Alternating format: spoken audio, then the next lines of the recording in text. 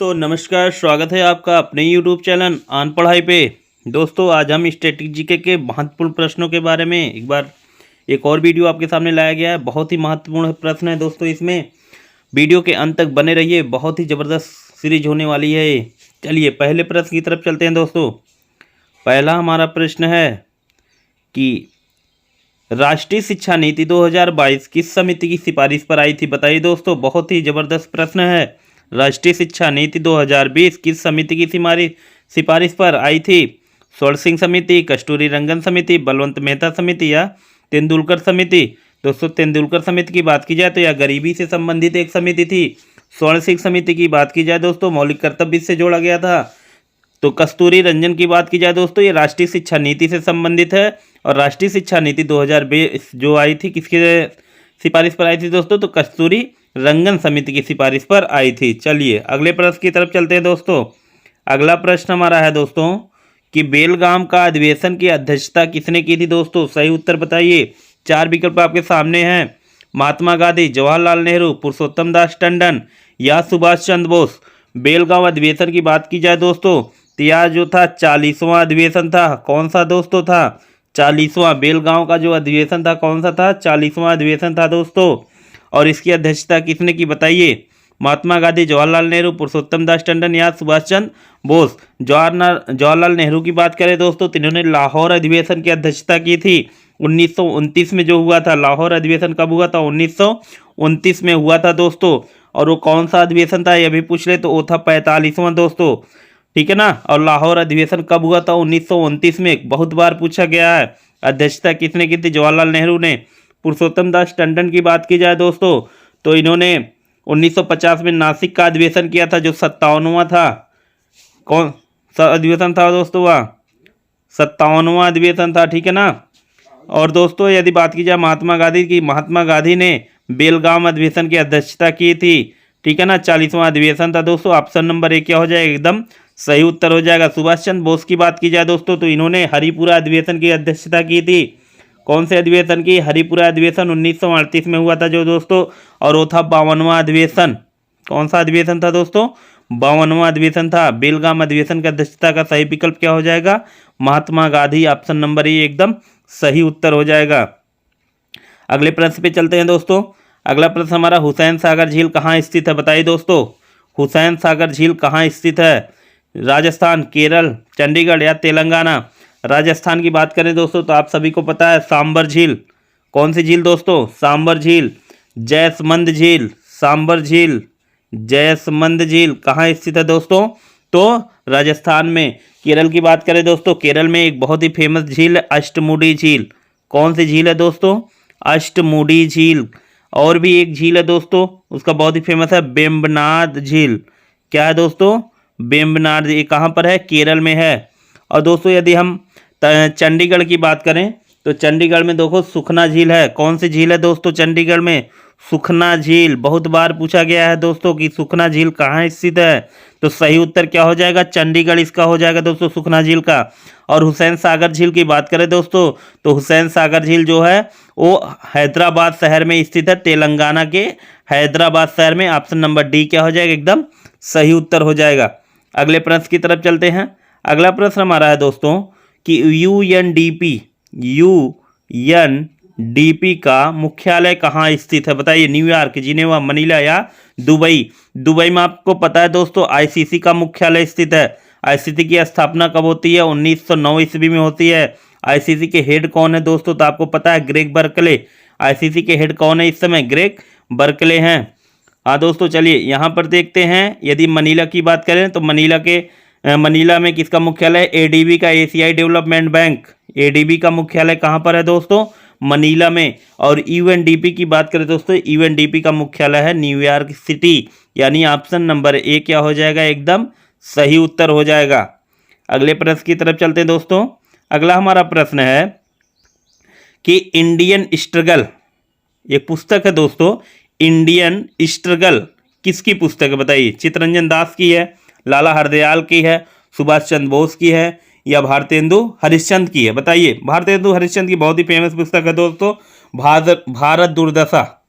क्या नाम है उसका? भारत दुर्दशा, ये किसकी है? भारतेंदु हरिश्चंद्र जी की है दोस्तों। और दोस्तों यदि इंडियन स्ट्रगल की बात की जाए तो इंडियन स्ट्रगल बताइए किसकी पुस्तक है? इंडियन स्ट्रगल दोस्तों, भारत दुर्दशा किसकी हो गई दोस्तों? भारतेंदु हरिश्चंद्र की हो गई। यदि दोस्तों चित्तरंजन दास की बात की जाए तो इन्होंने पुस्तक ली इंडिया फॉर इंडियंस। क्या पुस्तक है इनकी? India for Indians. किसकी पुस्तक है? चित्तरंजन दास की पुस्तक है दोस्तों। और लाला हरदयाल की बात की जाए दोस्तों, इनकी पुस्तक हिंट्स फॉर सेल्फ कल्चर। इनकी पुस्तक कौन थी लाला हरदयाल की? Hints for self culture. किसकी पुस्तक? लाला हरदयाल की। और इंडियन स्ट्रगल दोस्तों सुभाष चंद्र बोस जी की पुस्तक थी। तो ऑप्शन नंबर सी एकदम सही उत्तर हो जाएगा। अगले प्रश्न की तरफ चलते हैं। अगला हमारा प्रश्न है दोस्तों कि राजा राम मोहन राय को राजा की उपाधि किसने दी थी? बताइए दोस्तों।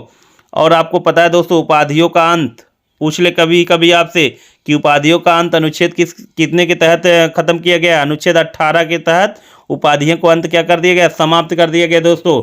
सेना में सिर्फ उपाधियां मिल सकती हैं, ठीक है ना दोस्तों। और शिक्षा में, शिक्षा और सेना छोड़ के सभी उपाधियों का अंत हो गया है। कौन से अनुच्छेद के तहत? अनुच्छेद 18 के तहत। तो यही उपाधि की बात कर रहा है दोस्तों। राजा राम मोहन राय को राजा की उपाधि किसने दी थी? सही उत्तर बताइए दोस्तों। सुभाष चंद्र बोस ने, महाराजा खेतड़ी ने, अकबर द्वितीय ने या रविंद्रनाथ टैगोर ने? सही उत्तर बताइए दोस्तों, इसका क्या हो जाएगा?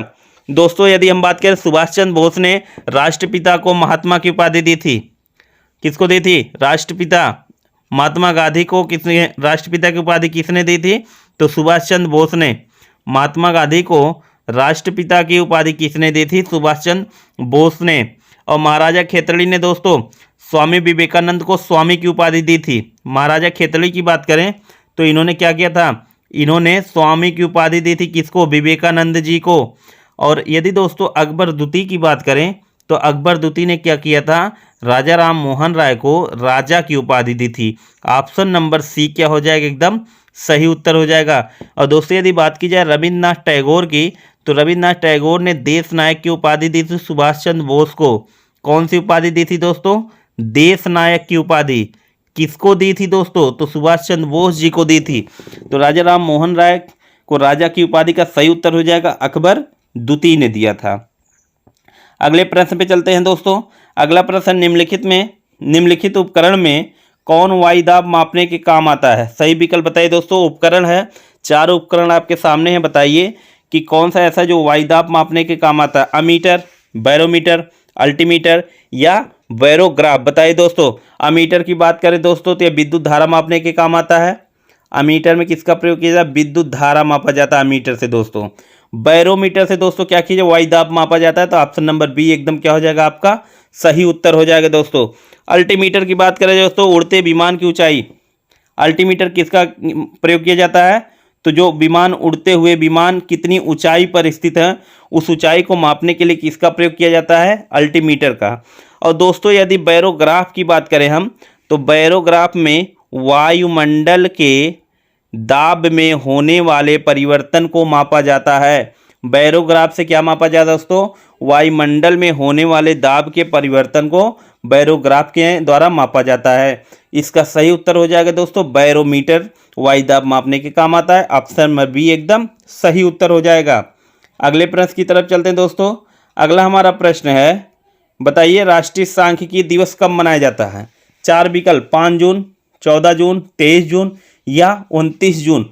5 जून को सबको पता है दोस्तों, 5 जून को मनाया जाता है विश्व पर्यावरण दिवस। 5 जून को क्या मनाया जाता है दोस्तों? विश्व पर्यावरण दिवस दोस्तों। 14 जून की बात करें दोस्तों तो विश्व रक्तदान दिवस। 14 जून को क्या मनाया जाता है दोस्तों? विश्व रक्तदान दिवस दोस्तों, ठीक है ना दोस्तों। रक्त की बात कर ले दोस्तों, आपको पता है रक्त क्या है? एक तरल संयोजी ऊतक है। इसमें प्लाज्मा और क्या पाई जाती है? कणिकाएं। और प्लाज्मा कितने % होता है दोस्तों ब्लड में? तो 55% होता है। इसको ध्यान रखिएगा दोस्तों। कणिकाओं में आरबीसी होती है, डब्ल्यूबीसी होती है और क्या होता है? प्लेटलेट्स होता है। और प्लाज्मा में दोस्तों पूछ ले कितने % जल पाया जाता है? तो 90% क्या पाया जाता है दोस्तों? जल पाया जाता है। शेष 10% में प्रोटीन, कार्बनिक, अकार्बनिक ये सब क्या पाए जाते हैं? पदार्थ पाए जाते हैं। चलिए, तो वही विश्व रक्तदान दिवस कब मनाया जाता है दोस्तों? तो 14 जून को। 23 जून को क्या मनाया जाता है दोस्तों? तो 23 जून को मनाया जाता है अंतर्राष्ट्रीय ओलंपिक दिवस। अंतर्राष्ट्रीय ओलंपिक दिवस कब मनाया जाता है? 23 जून को। और 29 जून आपका सही उत्तर हो जाएगा। राष्ट्रीय सांख्यिकी दिवस जो मनाया जाता है, कब मनाया जाता है दोस्तों? 29 जून को मनाया जाता है। अगले प्रश्न की तरफ चलते हैं। अगला हमारा प्रश्न है कि संयुक्त राष्ट्र अंतर्राष्ट्रीय वर्ष किस सन को घोषित किया गया? बताइए, 2010, 11, 12 या 13 को? दोस्तों 2011 को अंतर्राष्ट्रीय रसायन वर्ष घोषित किया गया था। कौन सा वर्ष घोषित किया गया था? अंतर्राष्ट्रीय रसायन वर्ष। 2012 को दोस्तों अंतर्राष्ट्रीय सहकारिता दिवस। कौन सा वर्ष दोस्तों? अंतर्राष्ट्रीय सहकारिता वर्ष। और दोस्तों यदि 2013 की बात करें तो यहाँ पर अंतर्राष्ट्रीय जल सहयोग वर्ष। जल सहयोग वर्ष, अंतर्राष्ट्रीय जल सहयोग वर्ष कब घोषित किया गया था दोस्तों? तो 2013 को। और अंतर्राष्ट्रीय जो संयुक्त राष्ट्र का अंतर्राष्ट्रीय वर्ष था दोस्तों, वो क्या था? 2010 था। क्या था दोस्तों? 2010। 2010 में क्या हुआ था? अंतर्राष्ट्रीय युवा वर्ष। क्या मनाया गया था दोस्तों? अंतर्राष्ट्रीय युवा वर्ष। ठीक है ना दोस्तों? प्रश्न में थोड़ा सा मिस्टेक है। अंतर्राष्ट्रीय संयुक्त राष्ट्र का अंतर्राष्ट्रीय युवा वर्ष, इसको थोड़ा सा चेंज करिएगा। अंतर्राष्ट्रीय युवा वर्ष कब मनाया गया था? सन 2010 में मनाया गया था। 11 में अंतर्राष्ट्रीय रसायन वर्ष, 2012 में अंतर्राष्ट्रीय सहकारिता वर्ष, 2013 में अंतर्राष्ट्रीय जल सहयोग वर्ष। अगले प्रश्न की तरफ चलते हैं दोस्तों। अगला प्रश्न है हमारा कि रऊफ किस राज्य का लोक नृत्य है? बताइए, रऊफ बताइए किस राज्य का लोक नृत्य है? जम्मू कश्मीर, यदि जम्मू कश्मीर का है, राजस्थान का, पंजाब का या गुजरात का दोस्तों? तो इसका सही उत्तर क्या हो जाएगा दोस्तों? जम्मू कश्मीर। और राजस्थान की बात करें दोस्तों तो राजस्थान में बहुत ही फेमस लोक नृत्य घूमर। कहाँ का लोक नृत्य है दोस्तों? राजस्थान का। पंजाब में आपको सभी को पता है दोस्तों क्या मनाया जाता है? भांगड़ा लोक नृत्य। भांगड़ा लोक नृत्य कहाँ का है? पंजाब का। और दोस्तों यदि गुजरात की बात करें तो गुजरात में कौन सा लोक नृत्य मनाया जाता है? टिप्पानी। कौन सा लोक नृत्य दोस्तों? टिप्पानी। और क्या है? गरबा। कौन सा? गरबा। गरबा और टिप्पानी दोस्तों कहाँ का है? गुजरात का है। पूछ ले कि गरबा लोक नृत्य कहाँ का है? तो है गुजरात का। टिप्पानी भी कहाँ का दोस्तों? गुजरात का ही है। दोस्तों वीडियो यदि अच्छी लगी हो तो लाइक और कमेंट करना ना भूलें। ऐसे ही तमाम वीडियो के देखने के लिए दोस्तों चैनल पे यदि आप नए हैं तो चैनल को सब्सक्राइब करना ना भूलें। चैनल को सब्सक्राइब करना दोस्तों ना भूलें। चलिए दोस्तों आज के वीडियो में इतना ही। मिलते हैं किसी और वीडियो के साथ। तब तक के लिए नमस्कार, धन्यवाद, जय हिंद, जय भारत।